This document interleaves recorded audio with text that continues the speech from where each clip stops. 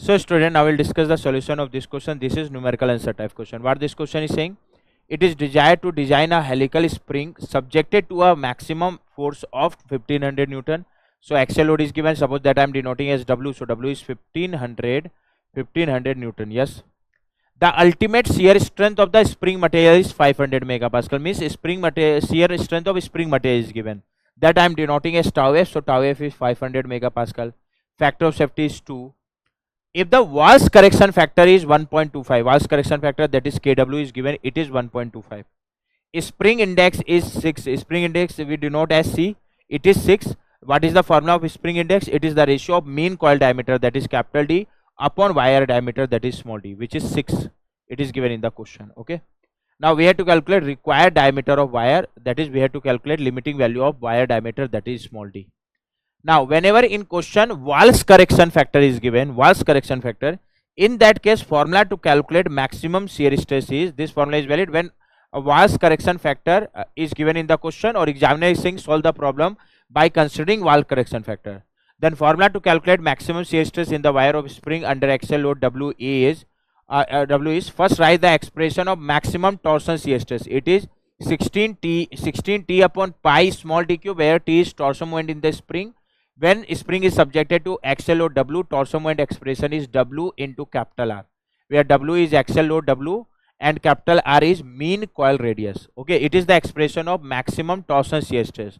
Now whenever Walsh correction factor is given in the question, right now it is given, then to calculate maximum shear stress, what we will do, we will multiply in the formula of maximum torsion shear stress, we will multiply a correction factor which is known as Walsh correction factor.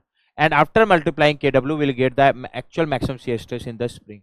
We will use this formula to calculate tau max whenever in question Walsh correction factor is given, or examiner is saying solve the problem by considering Walsh correction factor. Okay. Now from this equation we will get the expression of maximum shear stress. Tau max will be equal to, Kw is given in the question, Kw is 1.25. Okay, that into 16 W is axial load, which is 1500 Newton. Capital R is mean coil radius. We can write the expression of capital R in terms of small d. Why, sir? Because right now in question C is given, C is spring index, which is 6. It is capital D by small d, which is 6. Now capital D is mean coil diameter and capital R is mean coil radius. So we can replace capital D by twice of capital R upon small d is equal to 6. So from this equation we will get the expression of capital R. It will be 6 small d divided by 2, that is 3 small d. You can check calculation. Okay. So here we can write the expression of capital R. It is coming 3 into small d upon pi small d cube. So ultimately this expression will come in terms of diameter. Since shear strength and factor of safety is given in the question, we can calculate limiting value of diameter. What is the expression of maximum shear stress is coming? Tau max, that is equal to 1.25 into 16 into 1500 into 3 90,000 divided by pi, and this d upon d cube will become d square below side. So it is the expression of maximum shear stress in the spring. Now this actual maximum shear stress must be less than equal to shear strength of the material, that is tau F. But whenever we are doing designing, we will replace shear strength by strength upon FOS. So here we will replace shear strength, that is tau F, by tau F upon FOS. And whenever we are calculating limiting value, we can use equal to sign. Okay. Actual maximum shear stress must be equal to this or less than this. But whenever we are calculating limiting value, we will use equal to sign. Okay. Now expression of maximum shear stress in this case is 90,000 divided by pi d square. Yes, sir. That is equal to shear strength of the material is 500 megapascal and factor of safety is 2. So it is 500 divided by 2. By solving this equation, we will get the value of limiting value of D, that is wire diameter. It is coming 90,000 into 2 divided by 500 divided by pi. It is then square root. Diameter D is coming 10.705 mm. Actual diameter, either it should be equal to this or more than this. If you are writing the answer with non-equal sign, actual diameter should be equal to this or more than this. Why more than this? If you want to be on more safer side, actual stress should be less. When actual stress will be less? When diameter is more. So whatever limiting value is coming, actual diameter should be equal to this or more than this. But right now I am calculating limiting value, and limiting value of wire diameter small d is 10.705 mm. Now examiner is asking answer, final answer round off to 1 decimal place. So if we'll round off 10.705 up to 1 decimal place, it will be 10.7 mm. So correct answer for this question is 10.7 mm. So student, now we'll discuss the solution of this question. This is numerical answer type question. What this question is saying, a concentric spring consists of two helical compression spring in parallel. They are in parallel, having same pre-length and material. This composite spring is subjected to a maximum force of 5000 Newton. What question is saying, there is a concentric spring in which two springs are involved, outer spring and inner spring. Suppose this is outer spring. Suppose this is outer spring. Similarly, suppose this yellow spring is inner spring. Okay, and they are connected in parallel and subjected to axial load of suppose that line load I am denoting as F. So it is subjected to axial force of 5000 Newton. Okay. Now what information is given in the question? The wire diameter and mean coil diameter of inner spring are 8 mm and 64 mm respectively. Suppose for inner spring I am using suffix 1, and for outer spring I am using suffix 2. Okay. So what information is given in the question? The wire diameter of inner spring is 8 mm, that is D1 is 8 mm. Yes sir. Similarly, mean coil diameter of inner spring is 64 mm, that is capital D1 is 64 mm. If capital D1 is 64 mm, capital R1 will be half of capital D1, that is D1 divided by 2. It will be 32 mm. Okay. Similarly, the wire diameter and mean coil diameter of outer spring are 10 mm and 80 mm respectively. For outer spring I am using suffix 2. So wire diameter, that is small d2 is given, it is 10 mm. Similarly, mean coil diameter, that is capital D2 is given, it is 80 mm. So since mean coil diameter is 80 mm, mean coil radius, that is capital R2 will be half of capital D2, that is it will be 40 mm. Now the number of active coil in the inner and outer springs are 12 and 8 respectively. So number of active coil in inner spring, that is N1. For inner spring I am using suffix 1. So N1 is 12. Okay. Number of active coil in the inner spring is 12 and number of active coil in outer spring is 8. It is mentioned in the question. Now we have to calculate force transmitted by inner spring. Suppose force transmitted by inner spring I am representing as F1. So we have to calculate value of F1.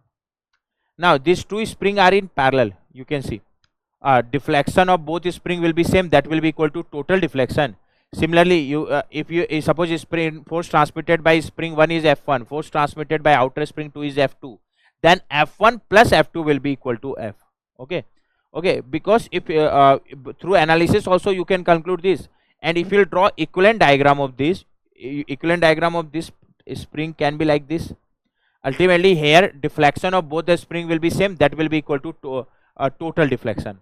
So here this diagram, this equivalent diagram we can also make like this. It is spring 1, that is spring inner spring, just equivalent diagram I am drawing like this. Its stiffness is suppose K1. Suppose this is outer spring its stiffness is K2 and it is subjected to axial force F, which is equal to 5000 Newton. So we can draw equivalent diagram of this system, we can draw like this also. Okay. Now okay, K1 K2. Now we can find the relation between K1 and K2. Here if you write the expression of K1 is the formula to calculate stiffness of any spring is Z small d to the power 4 upon 64 capital R cube n. Yes sir, Z is modulus of rigidity. Here it is mentioned in the question that material of both the spring are same. Means can I say G1 and G2 will be equal? So since G1 and G2 are equal, that's why I am representing G1 equal to G2 as J is Z, because G is for both the spring is same.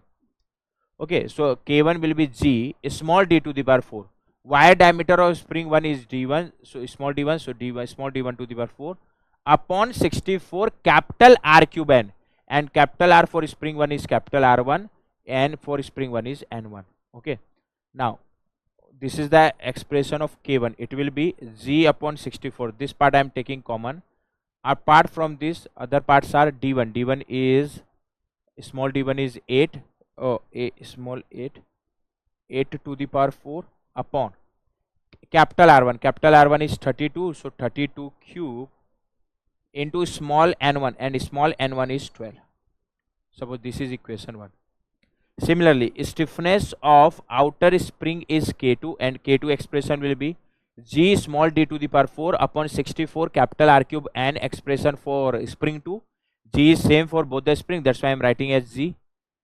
Wire diameter for spring 2 is d2, so small d2 to the power 4 upon 64 capital R2 cube and 2. Now again G by 64 I am taking common. Apart from this, other part are d small d2. Small d2 is 10 mm, so 10 to the power 4 upon capital R2 cube. Capital R2 is 40, so 40 cube into small n2 is, and small n2 is 8. Suppose this is equation 2. Okay, so here we can relate K1 and K2. If we will find K2 upon K1, for that do equation 2 divide by equation 1. Now when we will do equation 2 divide by equation 1, this G by 64 part will get cancelled. Now in K2 this term is 10 to the power 4, 10 to the power 4 upon 40 cube into 8, yes sir, divide by this part, because this G by 64 got cancelled. But when we will convert division into multiplication, we will write this expression by reversing. So if you write this by reversing, it will be 32 cube into 12 divided by 8 to the power 4. By solving this, we will get the ratio K2 by K1. That is relation between stiffness of outer spring and inner spring. It is coming 10 to the power 4 divided by 40 cube divided by 8 into 32 cube into 12 divided by 8 to the power 4. It is coming 1.875. You can check calculation.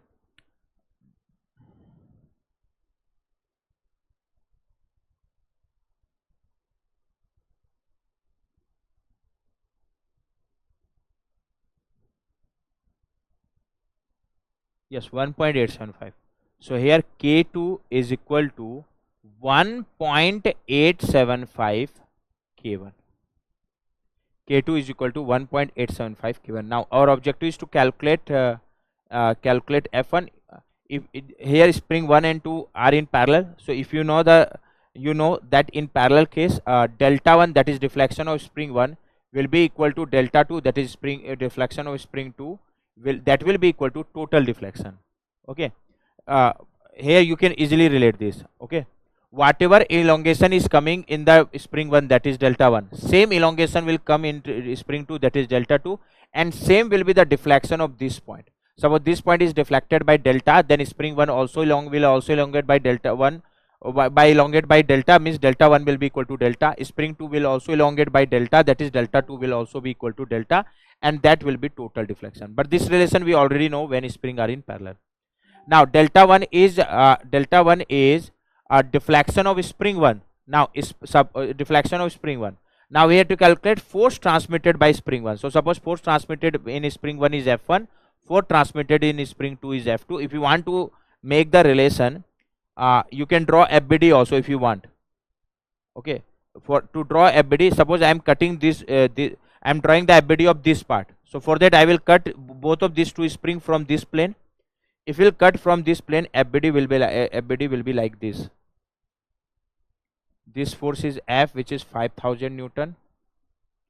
This is spring 1, this is spring 2, and we have cutted the spring 1 from this position, and we have cutted the spring 2 from this location, and at the location from where we have cutted both the spring, we will apply internal force.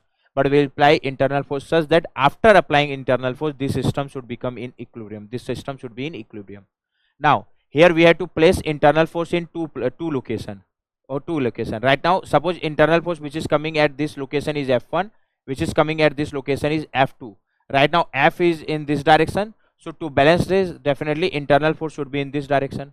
So suppose internal force in this direction is spring 1 is F1, in this direction, internal force in this direction in spring 2 is F2. And by looking this direction, you can easily tell this force transmitted is tensile if total force is of tensile nature. Why, sir? This arrow of F1 is trying to elongate spring 1, means spring 1 is in tension. This arrow F2 is trying to elongate the spring 2, means spring 2 also is in tension. Now, one relation between F1 and F2 will be, in this system, net force in x direction will be 0.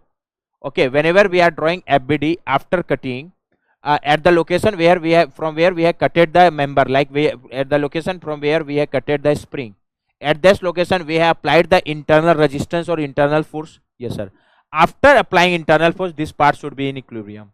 So after applying this internal force F1 and F2, this part should be in equilibrium, means in this part net force in x direction should be 0. Now suppose while using this equilibrium equation, I am adding this side force and subtracting this side force, so it will become F is 5000 Newton, or right now I am writing as F. This side I am adding this side force, F1 is this side, that's why minus F1, F2 is this side, that's why minus F2, that is equal to 0. So F1 plus F2 will be equal to F, where F1 is spring force in spring 1, F2 is spring force in spring F2 is spring force in spring 2. Now if we'll write delta 1 is equal to delta 2 is equal to delta. Now delta 1 is the deflection of spring 1, which will be equal to F1 upon K1.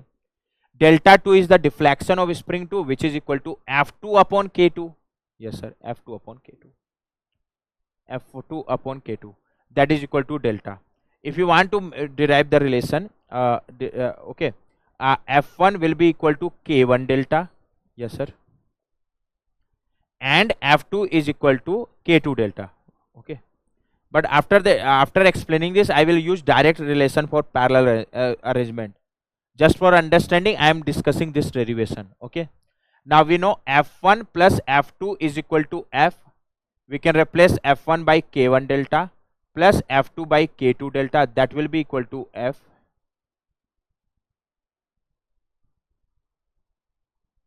K2 delta, that will be equal to F. Now that will be equal to F. Okay, now if we will take delta common, it will become K1 plus K2. K1 plus K2 will be equal to F by delta. And can I say F by delta is nothing but it is equivalent stiffness. It is equivalent stiffness. So you can write this expression Ke is equal to K1 plus K2. K1 plus means whenever parallel arrangement are coming, you can calculate equivalent stiffness by adding stiffness of individual spring, that is K1 plus K2. And if you know this relation, you can solve this problem directly. How? We know here delta 1 is equal to delta 2 is equal to delta. Now delta 1 is F1 upon K1, deflection of spring 1. Delta 2 is F2 upon K2, that is equal to total deflection. And to calculate total deflection, we can always use this formula. Total force is F divided by equivalent stiffness, that is Ke. Okay, so F we know, Ke we know, Ke will be equal to K1 plus K2, because here spring 1 and 2 are in parallel. Okay, right now our objective is to calculate F1, so I am equating this part with this, because right now my objective is to calculate F1. So it will be F1 upon K1 is equal to F upon Ke, and Ke is K1 plus K2. Yes, sir. So F1 will be equal to F K1 upon K1 plus K2. Right now F is 5000 Newton. Yes, sir. K1, we know the relation between K1 and K2. K2 is 1.875 K1. Na? So K1 I am writing as it is, and K2 is 1.875 K1. Okay, sorry. First K1 is coming. So it is K1 plus K2 is 1.875 K1. Now if from below side we will take K1 common, this K1 and this K1 will get cancelled, and we will get the exact value of force F1, that is force transmitted in spring 1, and it is coming 5000 upon 1 plus 1.875. It is coming 1739.13 Newton. So force transmitted in spring 1, that is inner spring, is coming 1739.13 Newton. 1739.13 Newton. 17. Right now we have to calculate this in kilonewton. So if you convert this in kilonewton, it will be 1.739 kilonewton. Okay, so in kilonewton it is 1.739 kilonewton. Final answer we have to give correct up to one decimal place. So 1.739. If we'll round off this to 1 decimal place, it will be 1.7 kilonewton. So up to 1 decimal place, correct answer is 1.7. Okay. So student, now we'll discuss the solution of this question. This is numerical answer type question. What this question is saying? The direct reading tension spring balance consists of a helical tension spring which is attached to a rigid support at one end and carrying masses at the other free end. The pointer attached to the free end moves on a scale and indicate the masses. The length of the scale is 200 mm, which is divided into 80 equal division. This is important line. Each division on the scale indicates 0.5 kg. What it means? The scale length is 200 mm, in which is having 80 division. Listen carefully. Length of the scale is 80 mm, sorry, 200 mm with 80 division. Okay, with 80 division. Okay, yeah, okay. So we can say, can I say here one division will represent, here 80 division is representing 200 mm. So one division will represent 200 upon 80 mm, and 200 upon 80, that is 2.5 mm. You can check calculation. In meter it will be 0.0025 meter. So here one division is representing 2.5 mm or 0.0025. Okay. Now each division on the scale indicates 0.5 kg mass. It means due to the load of 0.5 kg mass, there will be deflection of one division, that is 0.0025 mm. Now if spring force is F, stiffness of the spring is K, then deflection of the spring, that is delta, is given by F by K. So here can I say delta is equal to F by K.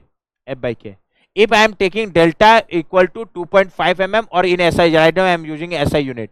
So in SI unit, delta will be 0.0025. But to induce this amount of delta, the force should be equal to the force or load corresponds to 0.5 kg mass. Now the force in Newton corresponds to 0.5 kg mass will be 0.5 into G, where G is acceleration due to gravity. Okay. If mass is 0.5 kg, weight will be 0.5 into G. Divide by K. From this equation we can find the stiffness of the spring. This equation is 0.0025, that is equal to 0.5. G is 9.81 divided by K. So by solving this, we'll get the value of stiffness of the spring, that is K. It is coming 0.5 into 9.81 divided by 0.0025. So it is coming 1962. And since right now I have used an SI unit to solve the problem, so it will come in Newton per meter. So we got the stiffness of spring in Newton per meter.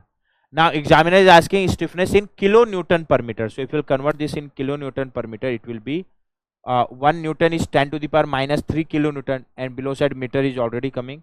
So it will be 1.962 kilonewton per meter. So in kilonewton per meter, stiffness of the spring is 1.962. Now final answer we have to round off to 1 decimal place. So stiffness is 1.962. Now in 1 decimal place, answer can be 1.9 also or 2 also.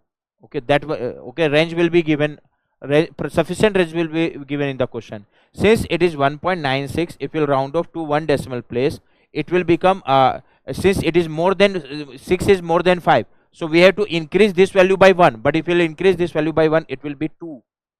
If you solve by proper round off method, it will be 2. But whether you are putting answer 1.9 or you are putting 2, both will be correct, because examiner will provide sufficient range for this type of question. Okay, so correct answer for this question up to 1 decimal place is 2. Okay. So student, now we'll discuss the solution of this question. This is numerical answer type question. What this question is saying? A closed coil helical spring of 50 centimeter mean diameter. So mean diameter, that is capital D, is given. It is 50 centimeter. So mean coil radius capital R will be half of capital D, that is 25 centimeter. Okay. Now is having 50 coils. Number of turn is given. It is 50. Of 5 centimeter diameter rod, means wire diameter is given. It is small d. It is 5 centimeter.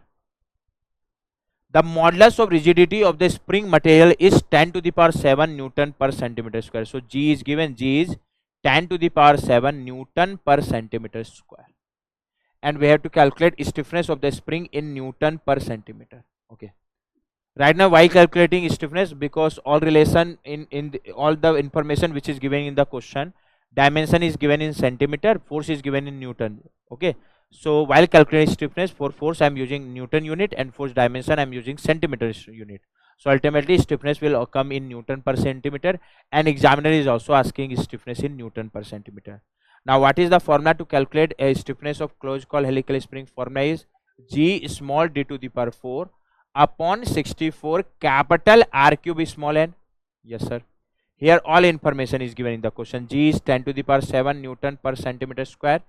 Small d is 5, so 5 to the power 4 upon 64 capital R cube. Capital R is 25, so 25 cube into small n. Small n is number of coil, which is 50. So by solving this, we'll get the value of stiffness of the spring, that is K. It is coming 10 to the power 7 into 5 to the power 4 divided by 64 divided by 25 cube divided by 50. After solving, it is coming 125, and since I have taken force in Newton, dimension in centimeter, so stiffness will come in Newton per centimeter. So Newton per centimeter stiffness of the spring is 125. So it is coming in integer, means already it is already correct up to 1 decimal place. Okay, so correct answer is 125 Newton per centimeter. So correct answer for this question is 125. Okay. So student, now we'll discuss the solution of this question. This is numerical answer type question. What this question is saying, a closed coiled helical spring is made of 10 mm diameter steel wire. So wire diameter is given, it is small d, it is 10 mm. Okay, with the coil consisting of 10 tons with a mean diameter of 120 mm. So number of ton n is given, it is 10, and mean coil diameter, that is capital D, is given, it is 120 mm. So mean coil radius, that is capital R, will be half of capital D, that is it will be 60 mm. Okay. Now spring carries a axial load of 200 Newton. So axial load W is given, it is 200 Newton. And we have to calculate maximum shear stress induced in the spring. Okay. Now whenever in closed coil helical spring, we have to calculate maximum shear stress, and nothing is mentioned in the question. Then we'll use the expression of maximum shear stress by considering the effect of direct shear and torsion shear stress. Okay, and that formula we will use to calculate maximum shear stress. Okay. Now in case of spring, whenever it is subjected to axial load, suppose here I am representing axial load as P. So due to this axial load, in the cross section of spring, two type of resistance will come. Suppose this is the cross section of spring, and diameter of the cross section of spring is small d. Here one direct force W will come like this, which will be along the cross section, means it will act as shear force for the cross section. And one moment will act like this, which is W into R, and W into R is nothing but it will act as torsion moment for the cross section. Now due to this W, primary shear stress will induce, and due to this torsion moment W into R, torsion shear stress will induce. And if we are calculating overall maximum shear stress, that it will be the sum of primary shear stress due to W plus maximum torsional shear stress due to torsion moment W into capital R. Okay, if we write the expression of primary shear due to force W, it will be W upon area of the cross section of wire, and it is pi by 4. 4 will go above side, small d square. So it is primary shear stress due to load W. Now due to shear force W. Now maximum torsion shear stress due to torsion moment W into R will be, suppose this moment I am representing as capital T.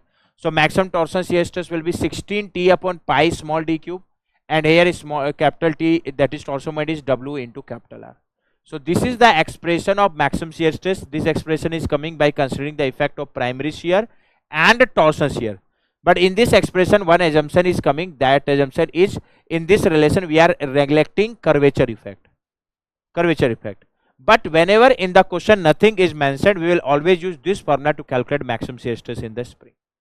Okay. Now we are calculating tau max. It will equal to 4W. W is 200 Newton. You can check. Yes sir. divide by pi d square. Diameter of wire is 10 mm, so 10 square plus 16 into W 200 into capital R. Capital R is 60 mm. Divide by pi small d cube. Small d is 10, so 10 cube. So we'll get the expression or value of maximum shear stress. It is coming. This part is coming 2.5464 plus this part is